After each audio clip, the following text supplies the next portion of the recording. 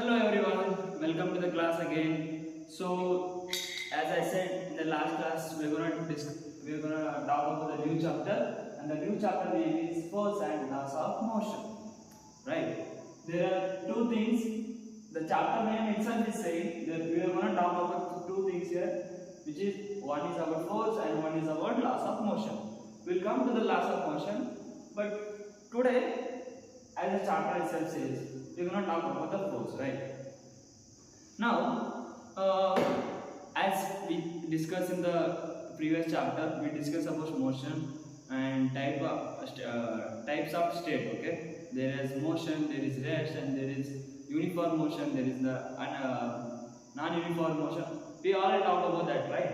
So, but today we're gonna talk about those things also because it will help in talking about force, right? Okay, we'll talk about those and we will revise all those things. But now, as we are talking about the new chapter, that is force, right? Then what is force? What is force? Then anybody wants to tell something? Like any guesses? It might be right, it might be wrong. Anything you can tell. Okay. So yeah, listen to me. I said yes only. Now, as I said, there are two types of state, right? One object might be in motion, object might be in rest, right? So observe these two objects. Which state they are in? Are they in motion? Are they in rest? Which state? Yeah, clearly they are in a rest condition. Okay, these two objects are in a rest condition. I just pushed it, and the object moved from this place to this place, right? And again, these are in rest condition now. I'm just pulling them. Again, they came. I mean, they were here initially, and then these two are in my hands, right? So what's happening there? What is happening here? Clearly, we can say that the objects are changing their state. They were in rest, and then they were in motion, and then again they came to rest, right? What are the things? What is that actually happening, and what thing made them to change their state? So that is force. Like I'm just pushing some objects, and they're changing their state of the body, and then I just pull them again. They change the state of the body, right? So we can clearly say that force can be defined as push or pull of the body, right? Has anybody went to any mall, any library, anything? Like, they clearly written some that I get confused. I don't know about you guys. In the front door or the main door, they will be written as push or pull, right? So I always get confused, right? What do I do? Like if there will be written explicitly written that push, but sometimes I just pull it out, and sometimes I'll get confused with pull and I'll just push it. Has anything happened like with you guys? Yeah. So it happens, right? So force is nothing, right? A push or a pull of the body. One more thing here. A force, like as we define, force is a push or a pull of the body, right? But it is changing something. It is causing something. The cause is the object initially was here, right? It was in the rest condition, and then I applied some force, and it changed the position and it changed its motion, right? So motion in the sense it was here, and then I applied some force and it came till here. So there is a motion happening, right? So we can also say that force can change the state of the body. State in the sense which might be in the rest and which might be in the motion, right? For example, let's say I'm applying something force here, and then I stopped here by applying one more force, right? So it was in motion, and then I applied force and it stopped. So we can say that force can change the state of the body. Either it might be in the rest or it might be in the motion. So we can change this, right? Now there are some things we can do with the applying force. We can do some 5 things by applying force, or like as we discussed as applying push or pull. So there are 5 things. One is, for example, if the body is in rest, okay? If the body is in rest, so these two objects are in the rest, right? So if the object or if the body is in a rest, what we can do, if I apply a push or if I do a push is nothing but a force, we defend, right? So if I put some force,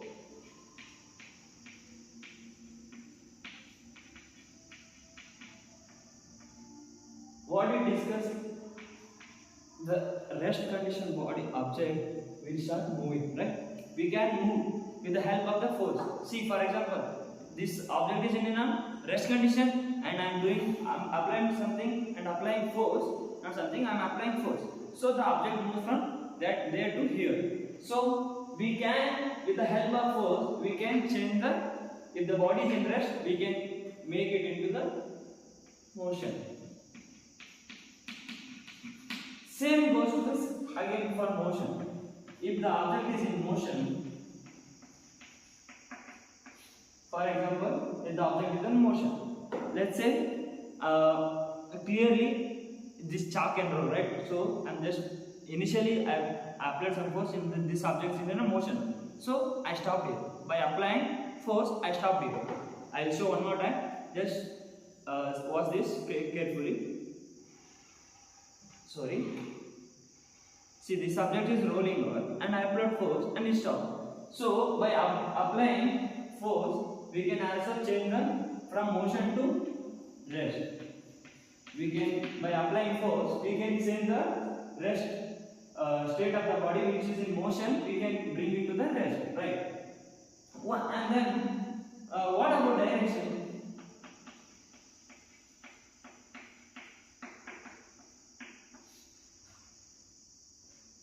For example, I am driving a car. I am driving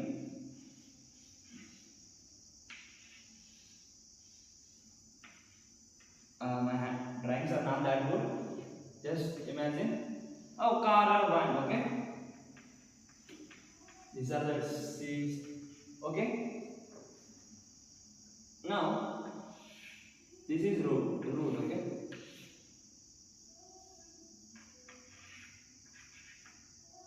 So I am driving the car. All of you guys are in my van or car, okay? So if I want to, my car is going. How it is going? With the help of the engine, and where the engine is processing some force, and from that force the vehicle is moving, okay? So but suddenly there is a word saying take a left, okay? So I turn my steering to the left direction, so it is changing. So how I am doing? By applying some force, right? So with the help of the force, again we can change the direction of the body. So we can say that with the help of force, again direction also we can change. So, and 2 more things. Speed up. If the object is in, for example, say my car is going in a 40 km per hour, okay? If I apply more force and if I want to apply the force where I want to speed up the body, if I apply it, again it will go to 60 km per hour, right? From 40 to 60 km. So with the help of force, we can speed up any object or anything we want to speed up. So we can do that with the help of force. Again, if you can do the speed up, we can also decrease the speed, right? So with the help of force, we can also decrease the speed of the object.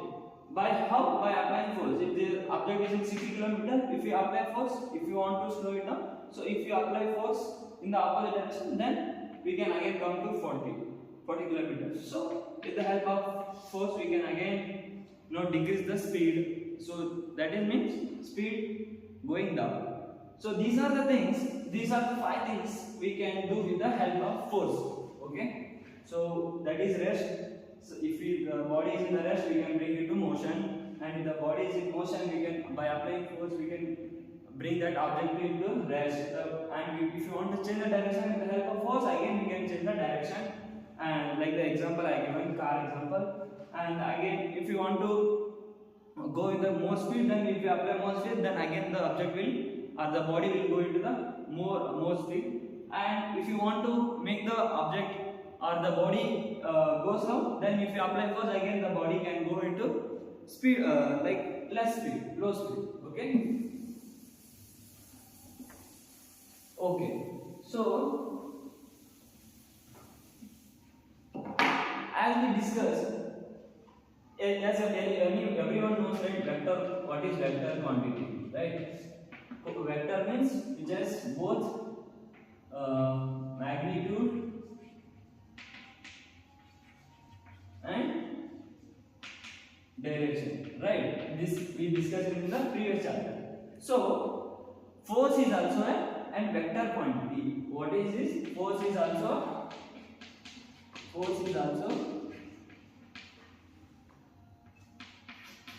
vector quantity, because magnitude here is force. If we pushing the object, if we are pulling the object, we can changing its magnitude, right? And also it has a force as a direction. As I given the car examples, we can change the direction. So force is a vector quantity. And what is the SI unit of force? SI unit of force is Newton. Okay. Newton is the SI unit of force, right? And there, as we discussed, motion has 2 types, and force also there are 2 types. One is balance force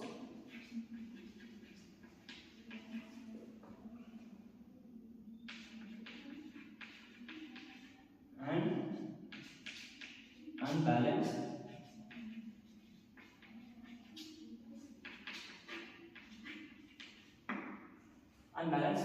See, there is no such thing that this is a balanced force, that is an unbalanced force. There are no exactly how we cannot see what is balanced and unbalanced. These are just in a situation. We cannot see the balanced force and we cannot see unbalanced force. These are just situation where we can say, oh, the object might be in a balanced force and unbalanced force. So there is no such thing there is no such force which is balanced and that is unbalanced. There is no such things. These are just situations. Okay. So we just discussed about what is balanced force and unbalanced force. Okay.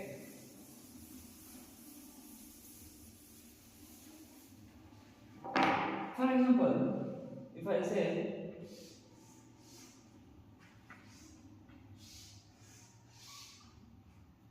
okay, this is a block, a wooden block. Okay, imagine these are the 2 wooden blocks. Or example, say this is only a good example. This is a wooden block. This is a table, right? So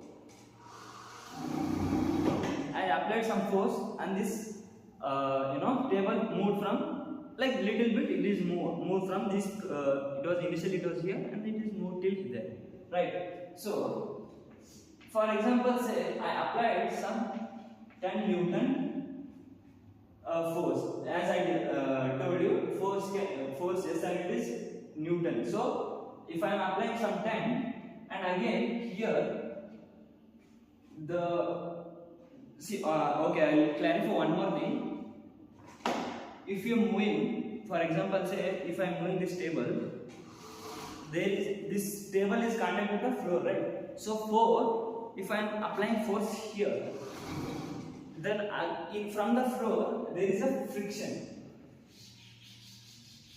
Okay, this is a bit smooth surface. Our classroom is smooth because we have some tiles or whatever you call this.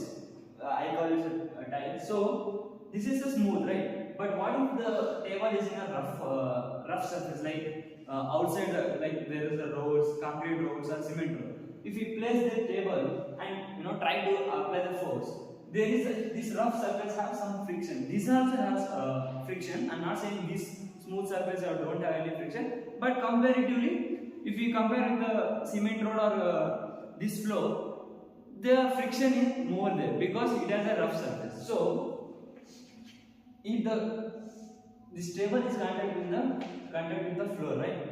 So when we apply some force, there is also an opposite force happening. That is a friction. We call it as a friction. Okay. So here, if I am applying 10 Newton force in this direction, for example, this is in the left direction.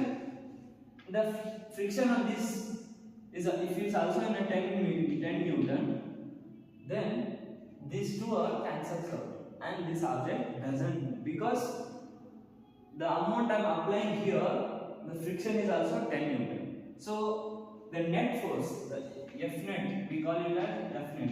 How do we calculate F net? Just substitute. Like if it's for example, if it's an 11 Newton minus 10 Newton. So 1 Newton.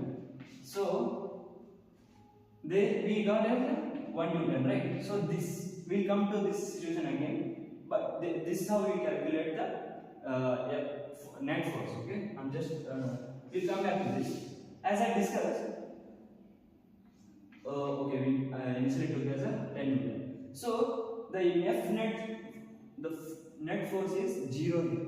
So this body does not move. So this is called balanced force. If I am applying 10 Newton here, and again the friction, the floor which is giving the opposite force, that is also in a 10 Newton. So this both forces are equal. So the F net will be 10 minus into 10 is equal to 0 Newton, right? So this is a balanced force. We call it as a balanced force. Okay. Now, what is unbalanced?